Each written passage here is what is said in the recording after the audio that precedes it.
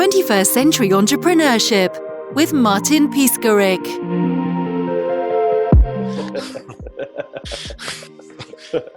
So, Bryan Clayton, Lawn Care Made Easy. Hi, Yes, that's how right. are you, man? I'm good, man. I'm good. I'm ready to crush this podcast with you. Beautiful. I hope that we will have a great energy flow. So, can you tell us more about work-life balance we started speaking about? When you're in the entrepreneur community, there's this mantra that you have to just kill yourself and grind hard, 100-hour weeks in order to get something started. And and then on the other hand, there's this other belief system of you have to have work-life balance, and you have to take care of yourself, and you have to. It's almost a little too extreme, and I'm somewhere in the middle. I think when you're starting a business from scratch, I think there's going to be weeks, months, years that you may have to run hard. You may have to work the 50, 60, 70-hour weeks to get something going from scratch. What Peter Thiel calls from 0 to 1. You don't have anything, and you're trying to get to at least some kind of base camp of users and profitability. And I think in those early days, you do have to run. You have to run hard, and your business is probably going to be your sole focus of your life. However, once you have a little bit of early momentum going in whatever it is you're doing, then I believe it's time to pull back, and it's time to sharpen the saw, so to speak. You need to sharpen your own axe. You need to invest in yourself. Make sure that you're staying in good health. Make sure that you're taking care of your body, taking care of your mind through meditation or prayer or whatever it is. And so if not, you're not going to last for the marathon, because it doesn't matter what kind of business you're starting. It can be a marathon. It's not a sprint. And so I think it's a balance between the two. At times you're going to have to really run hard and almost to work to a point where you're exhausted. But at other times you're going to have that work-life balance. And I think if you try to focus on one or the other at the cost of the other, I think that's a recipe for failure.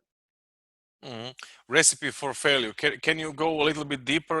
So the reason why it's a recipe for failure is because in the early days, and I coach some entrepreneurs here in Nashville as a hobby, and I see this a lot, especially with younger millennial entrepreneurs, is that they say, Bryan, I want to have the life you have. I want to just work when I want to work, and I want to travel, and I really don't want to do this corporate America stuff, and that's really what I want.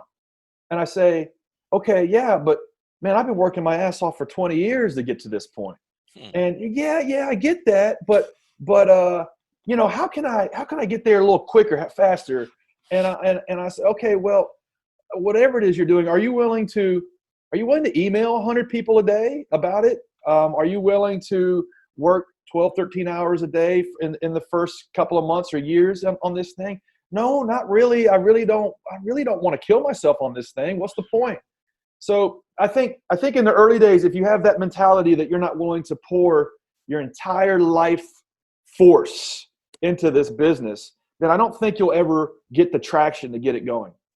On the other hand, I myself have been guilty of this, where years will go by and you're just, your whole life is just one grind, and 5-10 years goes by, and really your whole identity is wrapped up in your business.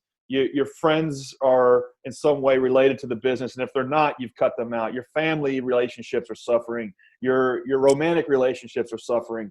And I think that's also a recipe for failure, because you're not going to last. You're going to burn yourself out. You're not going to create the best company you can create, because really you're just working hard and not smart, and you're conflating activity with progress.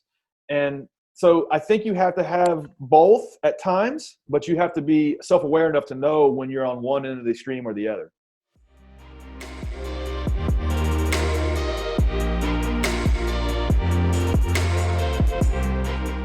When you are working with young entrepreneurs, are there any ego issues involved? Yeah. And myself have gone through this. The one thing I love about my businesses is that they've always been a vehicle for my own personal growth, my own personal development. And one of the most humbling things you can do is to start a business, whether it's a tech startup or just even a traditional type of business, restaurant, whatever. The marketplace is a harsh judge, and she will give you feedback that you need and not that you want. So it's a very humbling journey. And you see this, I see this particularly in younger entrepreneurs. They're very resistant to the feedback. If let's say they want your feedback on their product and you're demoing their product and you're giving them a little bit of critique and a little bit of feedback, constructive feedback, they're almost offended.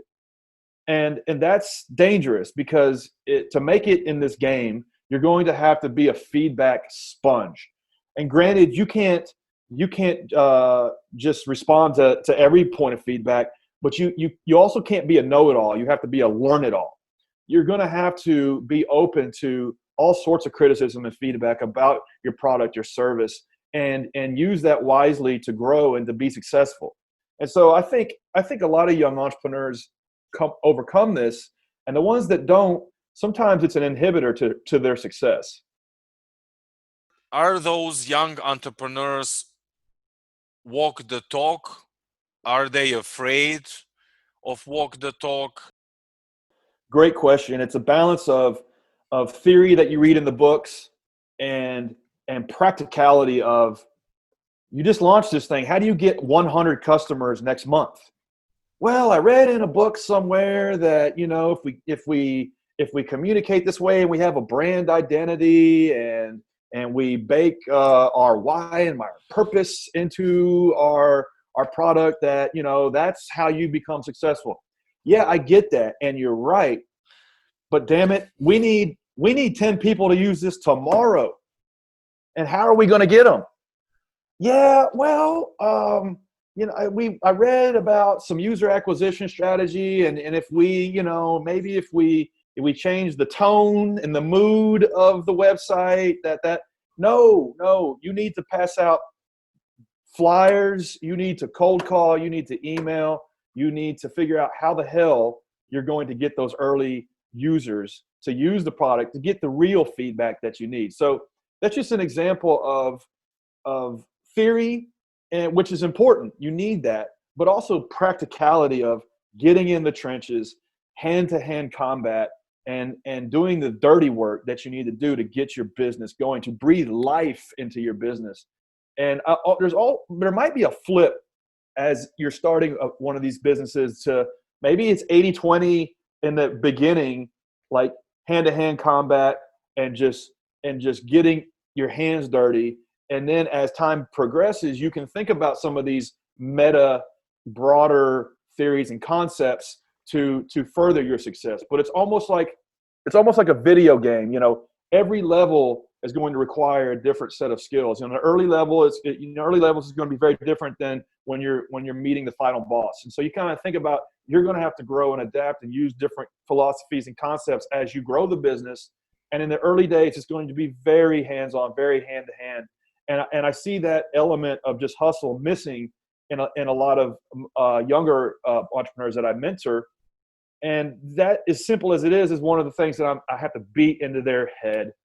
And the ones that get it are the ones that come back to me a month, 6 months, a year later, and they're like, okay, we've got 1,000 customers, and we're retaining X number of customers, and we know that a customer is worth Y to us, and we know that we can acquire more doing this. Okay, now what do we do? Then let's start talking about other broader concepts like theory and like how we can apply some of these bigger picture things to get you to the next level. It's a balance between the two, and I think as you scale, you go from one end of the spectrum to the other. You're a big guy. Do you kick their ass sometimes?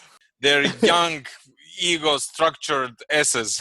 To your point, I've had to learn something called powerless communication, which is, okay, I might be a little muscular, and could be, I don't know, a little intimidating.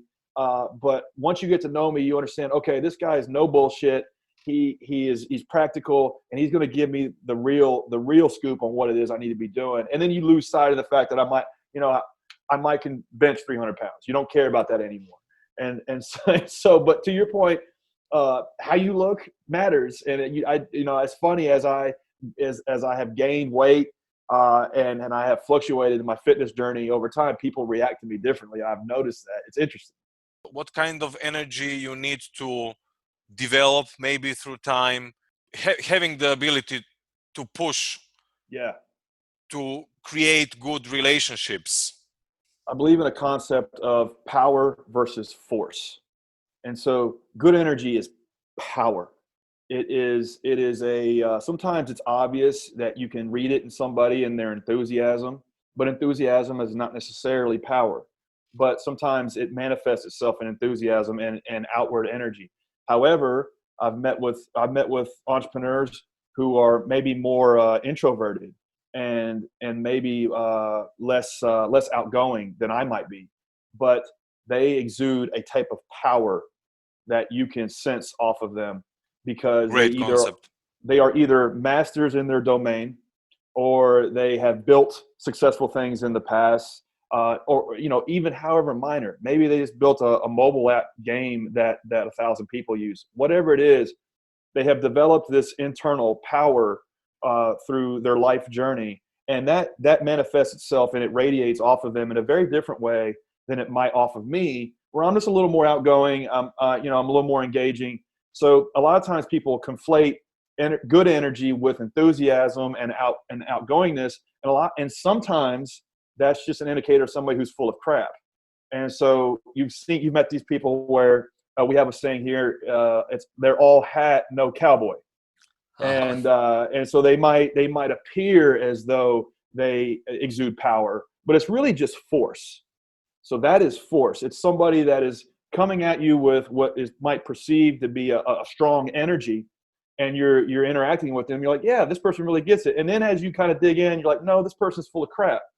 And so I try to always remind myself, especially in my own personal development, of just the dichotomy of power versus force, and try to cultivate power within myself, and try to recognize in others, okay, is this person centered? Are they strong? Are they stable? Are they exuding power, or are they exuding force? So we'll stay a little longer till the clouds begin to break, and we'll cry a little harder till we start to feel okay. Beautiful, beautiful, really great concept. Can we go a little bit deeper? What's the manifestation from your point of view of internal power? Yeah, internal power, I believe, and there's, everything that all of my philosophies have come from just books that I've read and how I've applied them in my own personal life and how I've seen things kind of play out. And I believe that personal power, like your power, comes from what Stephen Covey calls private victories.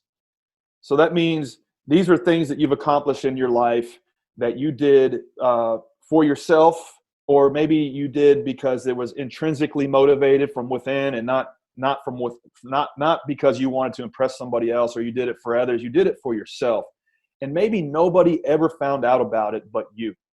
And it's those moments in life where you start to understand, okay, wow, I got through that, or I did that, and it was because I wanted to do it, and I hold myself accountable to do it. And it's in those moments that you develop power, you develop inner confidence, and you can't fake that. And so I think when you develop that and you cultivate that in yourself, and you're staying true to who you are, and you're interacting with others, we're weird. We're biologically programmed over the last several 100,000 years to recognize these things. It's within our DNA to sense them, because it's what allows us to survive and replicate. You can sense off of somebody if they're full of crap or not, just an energy that they carry that is power, and it's because they have done these things that has made them who they are. And it's tough because in our culture we have a fake it till you make it philosophy, and sometimes you do have to fake it till you make it. But at a certain point in time, you have to take inventory of the things that you've done, the things that you've accomplished. Those private victories are sometimes the most important, no matter what they are. And it could be you did a half marathon, or it could be that you sat, in an office for 7 days without taking a shower, and you hacked together some product, and now that was how this whole thing started. Or it could be that you helped out a friend that needed your help one time, and they didn't even know it. It's all of these things in life that I believe are these private victories that develop your own personal power. How to start developing internal power? You have to set some sort of goal for what you want your life to look like, and you have to then back that down to, okay, what are some things I can do this month, this year, to get closer to that big goal. And as you start to accomplish those, you start to develop a sense of self-worth and self-confidence that I believe are the early stages of personal power. And so it could be personal in terms of where you want to be, but also, man, for me, sometimes it's like on Sunday morning when I'm in the shower and I'm thinking about the week that just happened and if I had a good week or not. And one of the things that goes into that, if I had a good week, was, what did I do for others that week? What did I do for like volunteer work in my community? Or what did I do for family? Or what did I do for friends that was completely selfless? And so a lot of that is where I develop some personal power as well. So one thing that I do just on a very practical level, and these are theories and concepts that we're talking about. So let's reduce it back to something practical. So something that I do is I volunteer for a program called Achilles International, and what it is it's a program for disabled athletes.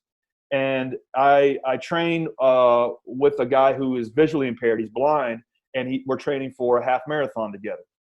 And every Wednesday and Saturday we get together, and he's tethered to me, and we run. And for me, great, I'm getting the workout. It's awesome. So practically it's helping me, but also like I just get a sense of fulfillment from that, because here's a guy who's really similar to me, except for he's visually impaired, who needs to work out, and I'm able to help him work out. It just feels good for me. I'm getting more out of it than he is. And that's one little thing that I do to help cultivate and maintain and grow my own personal power. Did you have your ups and downs in your life?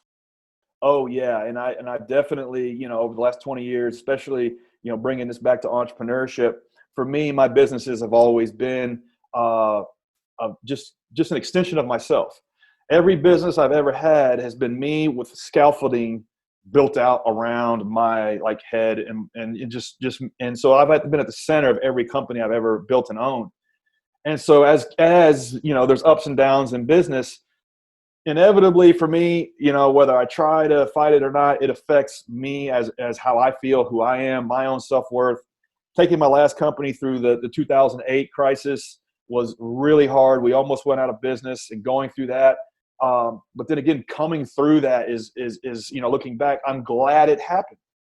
And that's what I'm telling a lot of business owners now about going through the COVID crisis, is if you can survive and find a way to get through this, you'll come out a better company. You'll come out a stronger company. And it's crazy as it sounds, 5 or 10 years from now, you will look back at this and you will be glad that it happened. As insane as it sounds. Yeah, it's sad that, we've lost all these lives and everything, but you personally, you've gone through this journey through this, and your business survived, came out stronger. You'll be glad you went through it.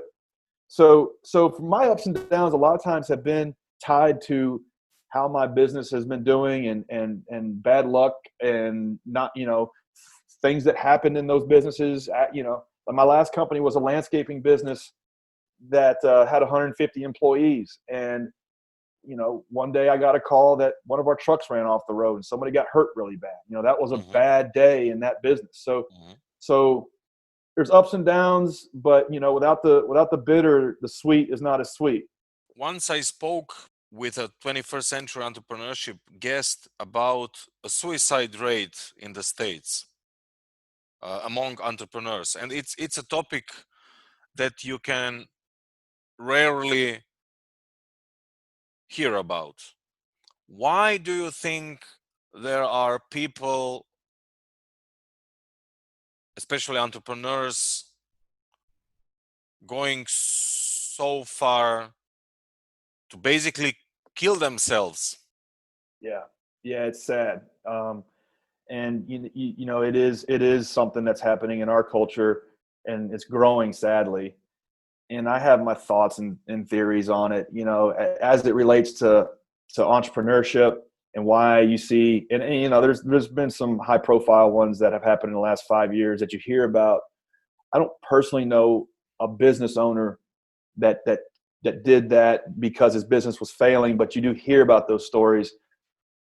And it goes back to, what I've been saying is that a lot of my joy comes from setting a goal and accomplishing it. And a lot of times that relates to my business. So if that's not going well and it seems like there's no way out, then you can see how somebody can get to that dark, dark place.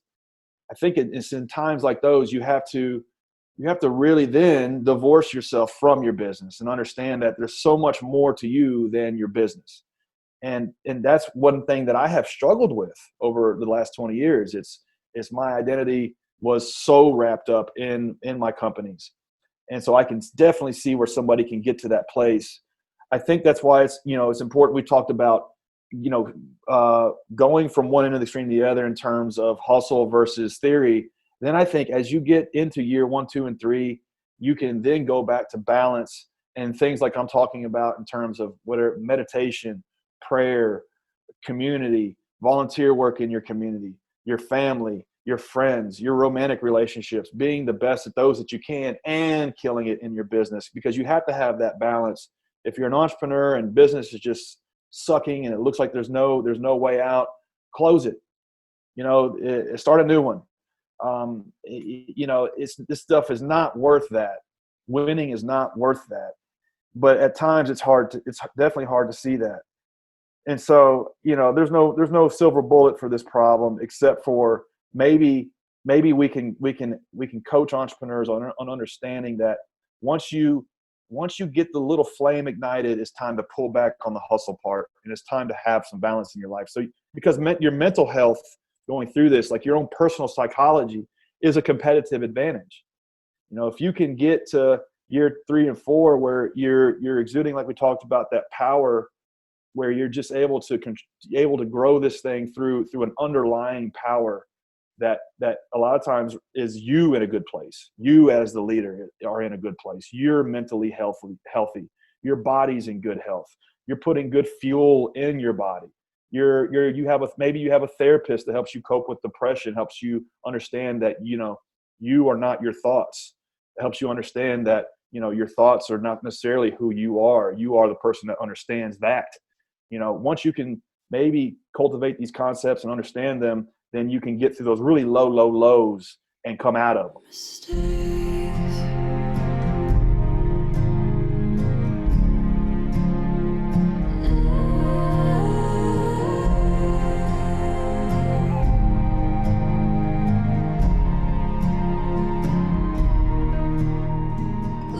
How important the level of awareness is in the process? It's really, you look at the great entrepreneurs, a lot of them were just sought so much feedback. You read about Mark Zuckerberg, who is a awkward guy, but he's a feedback machine. He went from, I don't know how old he was, 19, 20 years old, to now, in his early 30s. And you look at his personal development, and a lot of that came because he just was smart enough to know that he didn't know it all. And he was smart enough to surround himself with people that would give him good feedback and take it. And that's how, you've watched him grow from where he was to where he is now. So cultivating that self-awareness a lot of times comes from feedback. And we're biologically trained to be resistant to feedback, and you have to overcome that. And the only way to do it is just to keep doing it and to be open to that feedback. You get a coach. A coach is going to give you the feedback you need to hear. A lot of times your spouse, you want somebody that you can get good feedback from. Your friends, your true friends, you need to rely on good feedback. And then, your coworkers, you need to be collecting that as well. And a lot of times it just comes back to being open to it, receiving it, and not necessarily reacting to every little piece of it, but collecting it all and making good judgment calls on how you can evolve and cultivate that self-awareness. And also the marketplace will constantly give you good feedback, and you need to be receptive to that as well. That's why I love business. It's a feedback machine. It's the best way I know of to stay humble and develop that self-awareness. How would you define feedback, and are there any inner prerequisites for taking it? Yeah. You have to receive feedback. You have to be in this Sorry, to place. receive it. Yeah, So it's my English. So to not taking receive it, but to receive to feedback. receive feedback. I think to receive feedback well, you have to start. You have to know who you are. Like you have to have those private victories, like we've been talking about, that give you a sense of stability. And you have strong, deep roots. You're not. It's like a dichotomy. You're not unbendable, but you're stoic. You've got a good, solid base underneath you, and so you have that self-awareness. You have that self-confidence, and then as you start receiving feedback, you think, no, I'm not that way, or you think, maybe. I don't know. You understand there's no absolute truths to anything. And you understand that, okay, yeah, maybe there's some validity to that. Okay, I'll take that under consideration. And you hear that piece of feedback again the following week. And rather than it just bouncing off of you, you start to absorb these things, and you evolve with it, and you grow. So I think being able to receive good feedback, it starts with cultivating those private victories. It starts with developing your own power versus force. Because if you're a forceful person, if you're constantly just jamming stuff at people, well, then the minute somebody comes back at you that's counter to that, no, that's not it. It's this. It's like if you have power, it's like, maybe it could be. Thank you for that. I don't know, but it could be. And then you ponder that, and I think it's a much better place to be. And it's constantly holding yourself accountable. Am I exuding power, or am I exuding force? Could we define it as some kind of acceptance process? Yeah. You need to accept. You can't be like bendable to the point where you're always reacting to everybody's feedback, because then you have no principles. It's kind of like a tall tree with no roots. If you'll just bend over. If you're this big, tall oak tree and you have shallow roots, if you're receiving feedback, it could steer you in the wrong way. There's a quote that says, a Mark Twain quote. It says, "It's not what you don't know that hurts you. It's what you absolutely believe to be true that just ain't so." And so sometimes if you're receiving the wrong feedback and you're taking it to heart and you're set off on the wrong course, it can be detrimental. So to use the tree metaphor, you have to develop that inner confidence, that inner stoicism to receive, I think, to be able to receive feedback. But also, you don't want to be the little shrub that's got roots 20 feet deep, because then you're not manifesting yourself in a way that I think people will respond to. You have to have a balance. You have to have a balance of both. And so there's no magical number. Like I heard this point of feedback 4 or 5 times. But if you have done a good job of cultivating your inner self, I think the good feedback will hit better and you'll absorb it better. If you haven't done that, then you're like the tall tree with no roots. And then the feedback, you're resistant to it because that's threatening who you are. You don't have any roots. You don't have any base underneath you. And so you're naturally resistant to it, and you don't want any of it to land. And then you miss out on the good feedback.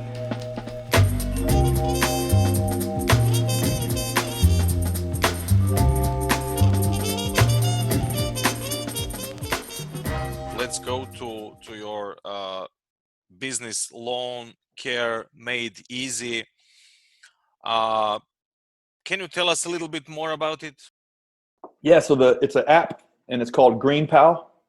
And in one sentence, it's kind of like Uber, but for lawn mowing. So let's say you have a house, you're a homeowner, home renter. You most likely have a yard around the house. And so that grass has to be mowed on a weekly or every 2-week basis. How do you get that done? Well, in a traditional sense, you call around on Craigslist, maybe go on Facebook. You might ask for friends and family for recommendations. You call a bunch of services. Maybe you get a couple quotes back. You hire a guy or gal, and they may show up. They may not. You have to leave a check under the mat or pay them cash or Venmo them. And then it's like a pain in the butt. If they don't show up, you got to repeat that whole process again. GreenPal solves all of that in 60 seconds.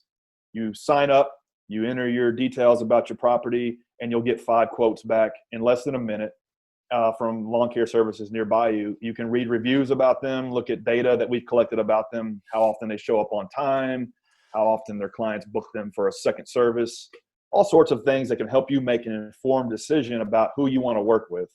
By the way, your reviews, excuse me for interrupting you, 163,381 reviews, and you have 4.8 out of 5. That's amazing result. That's over the last 5 years. Those are reviews that we've collected about lawn care services nearby you. And so we have the largest database of reviews about lawn mowing services in the world. It's amazing. So, I mean, it's really huge number. Yeah, and that started with my mom's yard. Okay. She was the first one to leave a review, and I don't think it was a good one. Oh, really? So that's just a few bad ones. Yeah, right. Yeah. It's tens of thousands. She's one of the ones why we don't. She's one of the few that we have that why we don't have a five-star. Well, rating. she's mom. She's mom. That's ways, how moms are sometimes. You know, I tease my mom, but she's very thorough and she is one of the reasons why I'm successful. She taught me thoroughness at a young age, and any half-assed job I did, I had to do again until it was done right. So she is one of the reasons why I am where I am. And I mean, my God, you have so much places covered. When I go, we're coast to coast in the United States. I mean, locations. That's amazing number of locations. We're in 75% of the United States right now. Wow. And we are going to go as deep as we can in the United States, and then expand to Canada, and then after that maybe UK or Australia. And so it's been a 6-year journey building that business from scratch.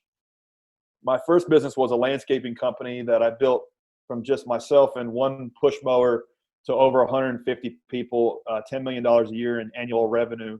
That company was purchased in 2013 by one of the largest landscaping companies in the United States.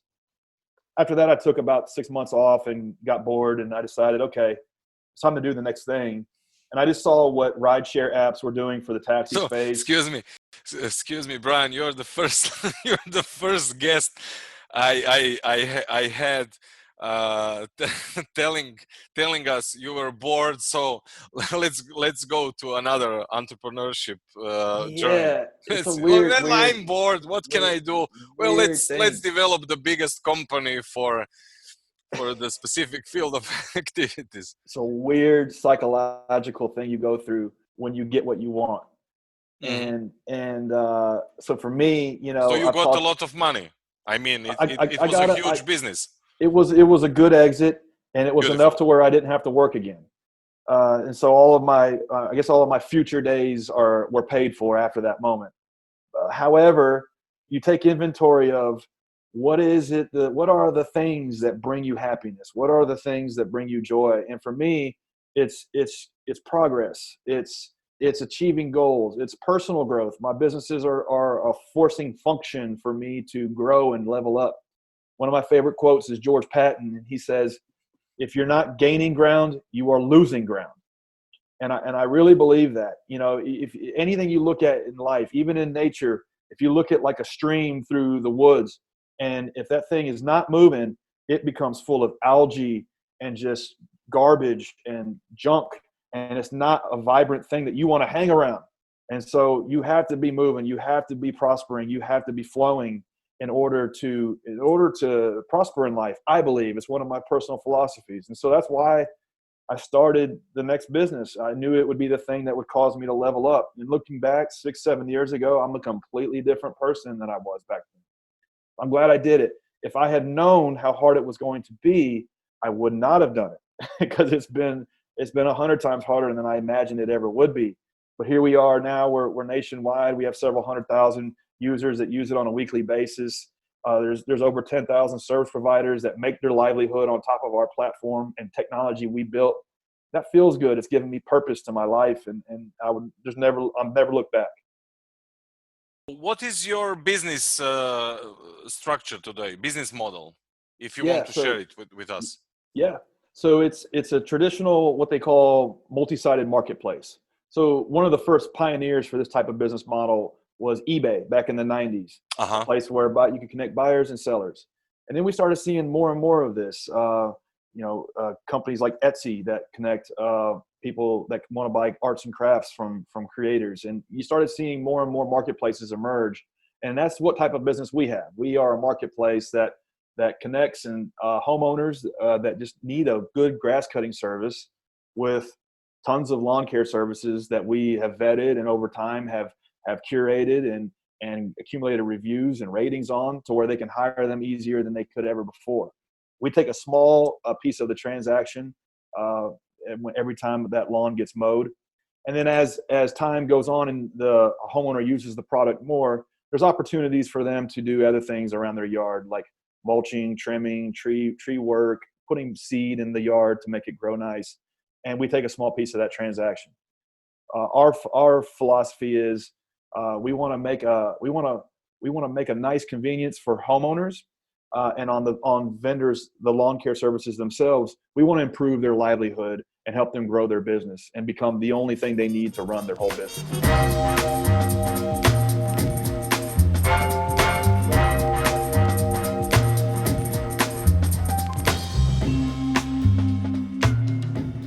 So do you have VAs? Do you have some full-time employees? So the team is 23 right now, internal employees, and then we have several contractors that we use for all sorts of things like design and engineering that kind of help as a point of leverage for our internal team. And so we have a combination of internal and external remote people that's worked for us. And a lot of the reason for that is because we've bootstrapped this business from the get-go. We've never taken any outside capital. Everything we've done has been with our own resources, our own money, or our own revenue that we're taking through the platform to fuel our growth. It has, it makes it a little slower and sometimes not as fun, but it's a much more sustainable way to build a business like this because you're able to go at your own clip and you're able to focus on delighting customers rather than delighting investors, which at times those can be at odds, as crazy as it sounds. Of course. And you mentioned platform. What kind of technology are you using? So all of our technology is hand built by my co-founder, who's our CTO, and our engineers. So we have built this thing using Ruby on Rails on the back end is what we're built on top of. And so it's pretty robust.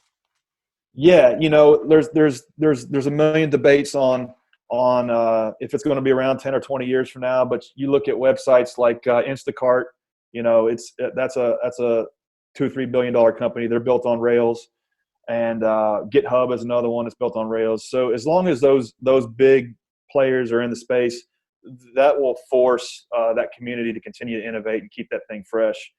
Because it's built. What's what we're built on top of. It's what we made our bet on top of. And as far as technology goes, that is the way we solve every single problem that we face. And that's one of the beauties of a tech startup is no matter what the problem you face, a lot of times you can boil it down to technology and solve it with a technological solution. And are you a CEO and founder or just founder? I'm CEO and co-founder. Co-founder. Sorry.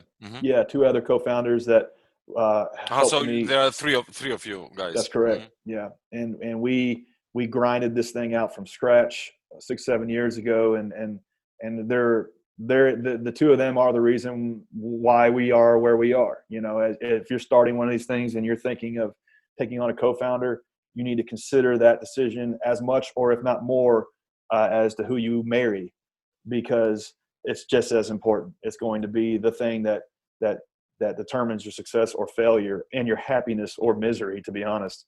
So I'm very lucky in that regard. I have two really good co-founders. No, absolutely. And there are a lot of debates. 3 is the magic number. It's much I better believe to so have as well. 3. Yeah, sure.